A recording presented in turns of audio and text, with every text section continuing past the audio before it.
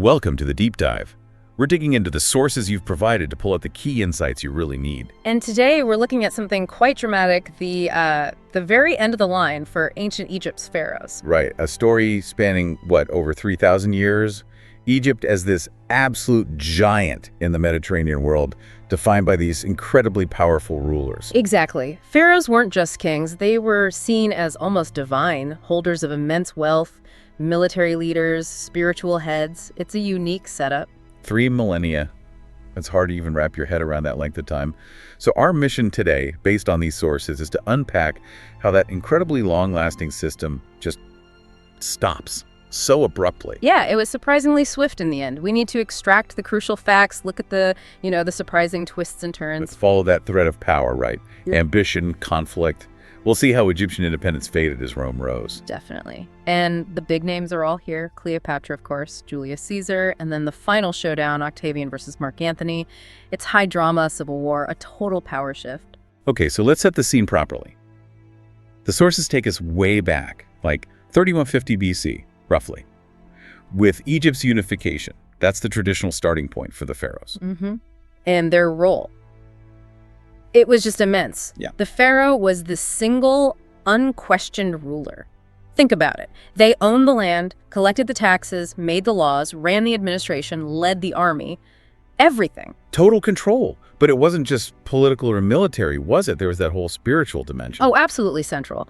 The pharaoh was seen as either a living god on earth or, at the very least, the crucial go-between for the gods and the people. Their main job being to maintain Ma's cosmic order. Exactly. Through religious ceremonies, building those incredible temples and tombs, Yeah. yes, like the pyramids, even waging wars. It was all part of keeping the universe in balance from their perspective. That's just a profound level of authority.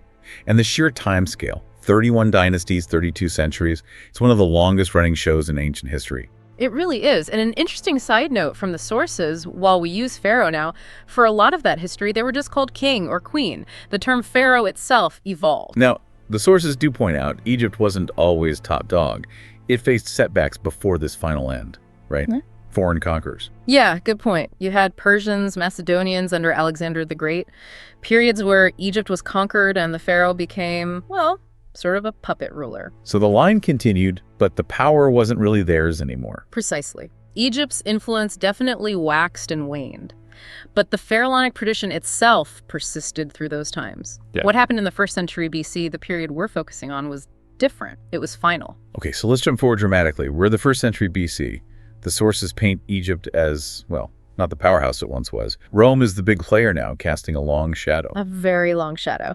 And walking onto the stage is probably the most famous Egyptian ruler, at least to us today, Cleopatra. Cleopatra VII Philopator, technically. We just know her as Cleopatra. Ruled for, only about 12 years?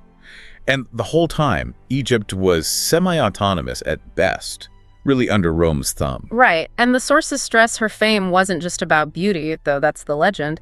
It was her political sharpness, her ability to navigate this incredibly male-dominated world of power politics. And she used relationships strategically, like her affair with Julius Caesar. Absolutely. The sources are pretty clear this wasn't just a whirlwind romance. It was a calculated alliance to secure her throne, which she shared, remember, with her younger brother, a power move. And that alliance produced a son, Caesarion. Yes, Caesarion. But Rome itself was a powder keg. Caesar's assassination in 44 BC chaos. Total power vacuum. A mad scramble, the sources say. Exactly. And out of that chaos, you get this shaky alliance. Caesar's heir, his adopted son Octavian, teams up with 2 big military guys, Marcus Lepidus and Mark Antony. The second triumvirate.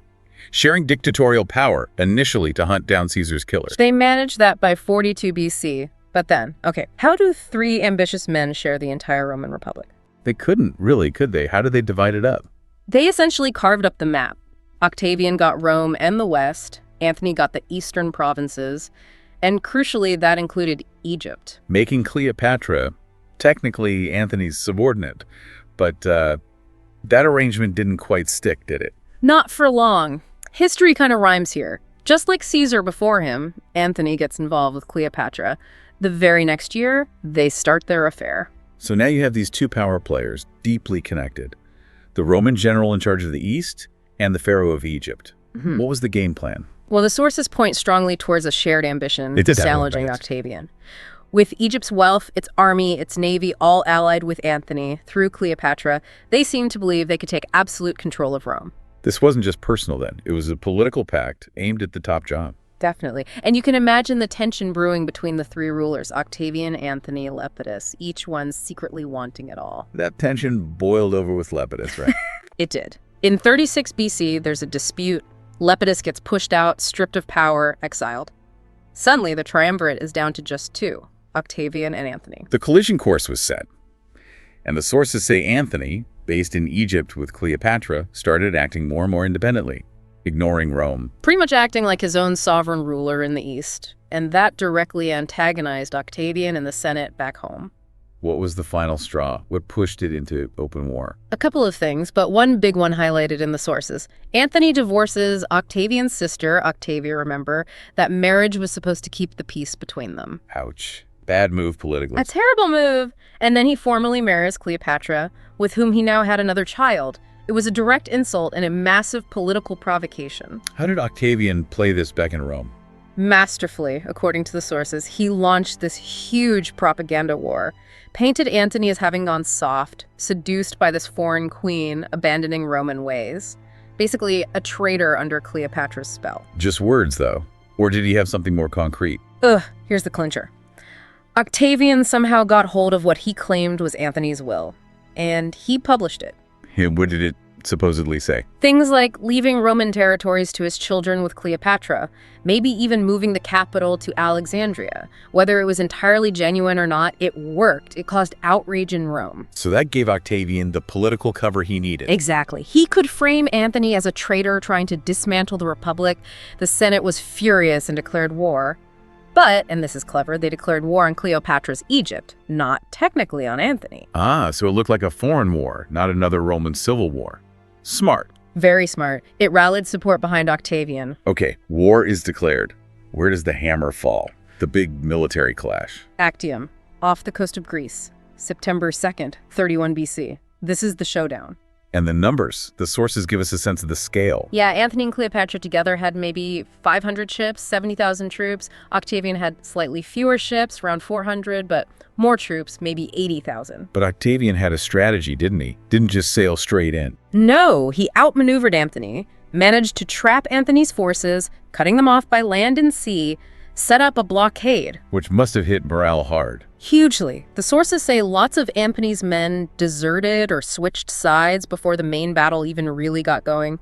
This situation looked grim. So when Antony finally tried to break out with his fleet, He was in trouble. His ships were larger, less maneuverable perhaps. It looked like they were done for. But then Cleopatra's squadron, which had been held back, made a dash for it. punched through the Roman lines. Managed to break through. And Antony saw his chance, broke off the main fight, and followed her with a few ships. They escaped. They got away. But what about the rest of their forces? Abandoned, left behind. His land army had to surrender, and most of his fleet was destroyed or captured. It was a devastating defeat, even though the leaders got away. Saved their skins, but lost the war, essentially. Where did they run? Back to Egypt, back to Alexandria. They knew Octavian wouldn't stop, so they went there to make a final stand. Which brings us to the Battle of Alexandria, almost a year later. The sources say this wasn't just one quick fight. No, it was more of a siege and a series of battles starting around July of 30 BC. Octavian arrived, but Alexandria was tough to crack initially. Antony still had some loyal troops. Veterans. He did. What was left of his forces were experienced, and they fought hard.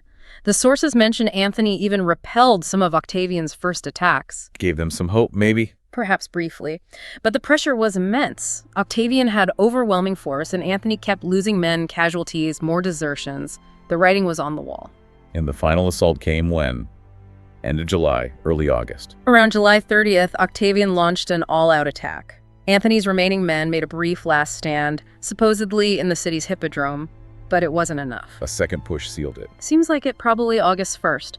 Octavian's legions broke through and Alexandria fell. The city was his. And with the city taken, the endgame for the Ptolemaic dynasty. Key figures were captured alive. Yes, the sources say Octavian got his hands on Cleopatra, her son Caesarion, who was technically co-pharaoh, and Mark Antony himself, all captured. What must they have been thinking? Hoping for exile, maybe, like Lepidus got? You'd think so, but no. Octavian wasn't taking any chances. The These were major rivals, potential rallying points for future trouble. Exile wasn't on the table. The story of Antony's death is, well, it's famous and tragic. Very. The traditional account, as the sources relay it, is that he heard a false rumor that Cleopatra had died first. In despair, he stabbed himself. But she wasn't dead. No. He then found out she was still alive, had himself carried to where she was being held, and died there, supposedly in her arms. Wow. And Cleopatra, what happened to her? Octavian apparently gave her permission to oversee Antony's burial rites, but she must have realized what was coming next, being paraded through Rome in Octavian's victory triumph, a public humiliation. So she took matters into her own hands. It seems so. The sources agree she committed suicide, most likely by poison. The Asp story is famous, though maybe not definitively proven around August 10th or 12th. She chose death over capture and disgrace. So with her death, the title of pharaoh passed solely to her son, Caesarion. Technically, yes, but he'd already fled Alexandria, trying to escape capture. It didn't matter. Octavian had a huge problem with Caesarion. Because he was Julius Caesar's biological son. Exactly. Octavian's whole claim rested on being Caesar's adopted son and heir. He could not tolerate Caesar's actual flesh and blood son remaining as a potential rival. It was too dangerous. So Caesarion was hunted down. Tracked down, captured, and executed, probably late August 30 BC, no loose ends. And any other family members? Dealt with similarly, executions, exile, maybe some very minor ones absorbed into Roman life, but essentially the Ptolemaic dynasty was wiped out as a political force. It's just stunning how fast it happened. The fall of Alexandria, Antony's death, Cleopatra's suicide, Caesarion's execution, all within about a month. Bang. 3,000 years of pharaonic rule gone. Just like that. And Egypt itself, its status changed immediately. Instantly. No more client kingdom, no more semi-autonomy. Egypt was formally annexed. It became a Roman A province. very important province, presumably. Wealthy, strategic. Hugely important, especially its grain production. It became almost the personal property of the emperor, governed directly by an appointee. A massive prize for Rome and for Octavian personally. And with Antony, Cleopatra, Caesarion all gone, Lepidus exiled, Octavian had no rivals left. None. The path was totally clear. The sources mark this as the turning point. A few years later, 27 BC, he effectively ends the Republic, establishes the empire. And takes the name Augustus. Augustus, the illustrious one. And Princeps, first citizen or primary senator, but everyone knew what it meant. He was the sole ruler, the first Roman emperor. Emperor Augustus. His reign lasted quite a while, setting the stage for centuries of Roman rule. Until 14 AD, yeah. He established the whole imperial system. And Egypt remained a key part of that empire for a very, very long time. Even after the Western Roman Empire fell, Egypt stayed with the East. Right, Constantinople. Part of the Byzantine Empire, effectively. That Roman or Eastern Roman control lasted about 700 years in total. Until Until the Arab conquest in 641 AD by the Rashidun Caliphate, that marked the end of Roman rule. And after that, Egypt's history continues through various other empires and powers. Right up until its modern independence in the 20th century. But the key point is the pharaohs were long gone, a distant memory. That tradition was never, ever revived.